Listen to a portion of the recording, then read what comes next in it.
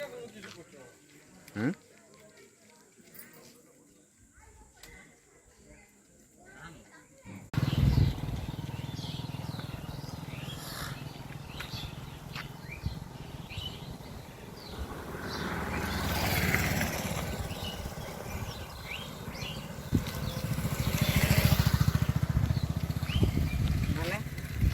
मैंने प्रणाम। हम लोग झारखंड के हैं, धनबाद जिला, ग्राम गोपनाथ जी, थाना टुंडी।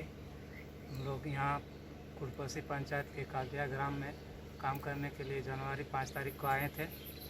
अब जनवरी 5 तारीख को आए थे, उसके बाद 25 मार्च को जब लॉकडाउन शुरू हुआ, हम लोग सोचे कैसे जाएंगे, 14 तारीख को खुलेगा, इसलिए हम लोग 14 तारीख तक रुके हैं। जितना भी हम लोग के पास राशन वासन था सब ख़त्म हो चुका है। अब राशन के लिए कुछ नहीं है हम लोग के पास, इसीलिए सरकार से निवेदन करता हूँ कि कुछ राशन के लिए और घर जाने के लिए व्यवस्था करा दें। रुक जा।